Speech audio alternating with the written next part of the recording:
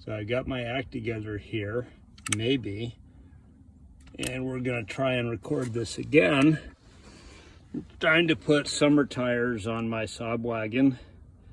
It's not quite summery weather yet, but it's a lot less snow, none of it sticks, so it's time to do it.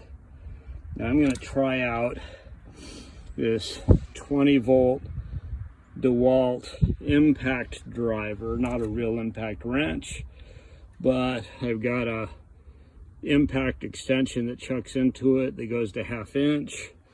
I am using the cheap 1.5 amp hour battery that was included, and this is the 4th tire, and the battery's still going.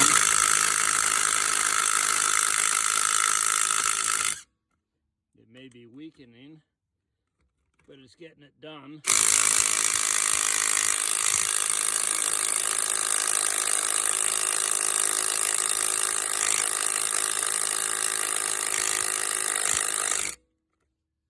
And if it does give up on this last tire,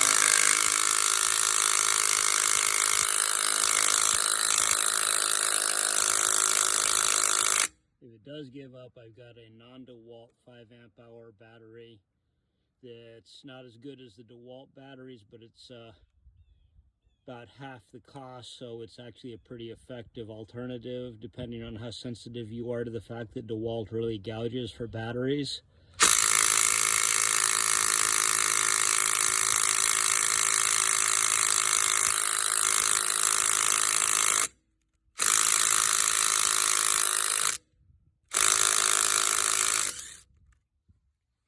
Honestly, I think it's like the printer ink scam. All the money's in the batteries.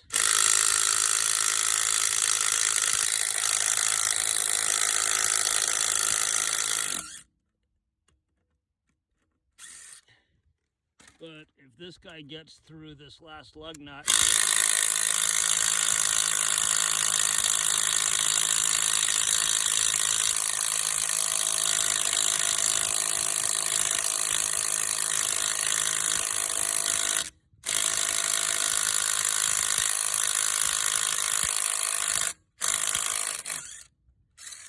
and it did, then it's going to make it through putting this wheel back on. And I'm going to take a break here and then continue the video after I am ready to start putting the lug nuts back in with the summer tire.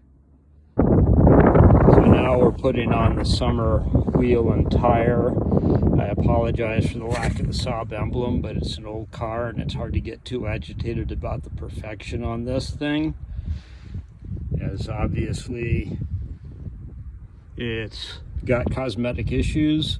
I already did the first lug nut because that one's a little hard and I wanted to have both hands available. But now, a couple of things. First of all, through long experience, I have learned that when the impact thingy starts hammering and you're putting lug nuts or lug bolts in, that's when you stop, and not after it's been hammering for a while. And the reason for that is that that's usually just short of the desired torque spec. And if you keep going, then you're going to do the thing that you always explain garages do, which is hammer them on too hard. You don't want to behave like the garage guy that you're always ticked off at now, do you? So we put them in. The 1/2 amp hour battery and 1.5 amp hour battery did fine, completed all 4 wheels. And now I am going to take out my shiny click type torque wrench, which has got some kind of a red flower just like the one stuck to the center cap, and I am going to torque this to the Saab spec of 81 foot-pounds, which I expect will be really easy because I stopped and let my finger off the trigger when it started hammering. So until next time, that's a experiment with a power tool. Final step, these tires have been sitting all winter, ever since I took them off to put the snows on. So, looking at it, this has actually got about 30 and a half, 34 foot-pounds of air in it. This gauge is pretty accurate. And I like to run them at 36. I'm going to have to put a little in. Now this is a VIAIR compressor. It runs on 12 volts. They have a bunch of different versions of this guy. I use the one which has the lighter plug. And then I've got this little tail here, which I can hook to a battery and then plug the lighter plug in. And I've never actually used it, but it just feels convenient to have it. I know that there are cordless ones that are in the various major tool manufacturer battery systems, but I went with this after I used one at an Alfa Romeo convention time trial up in Montreal a couple years ago, and I was really impressed at how fast it filled the tires.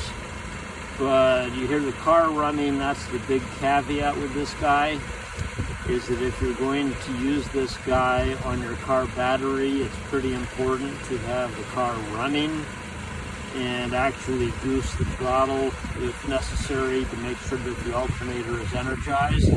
Because if you don't, if you just run it on a non-running car and run the battery down, you're going to regret it. So anyway, time to fill the tires with air, but they seem pretty close, and I'll close out the video there. Okay, not quite done. One more thing that I really like about this guy is that he threads onto the valve stem instead of just pushing over and clipping, and he goes straight on, because the wheels I have on my Alfa Romeo sedan, a lot of the things that are angled basically can't reach down into the recess in the wheel. And this can, so that also can make a difference depending on what kind of wheel you've got on your car.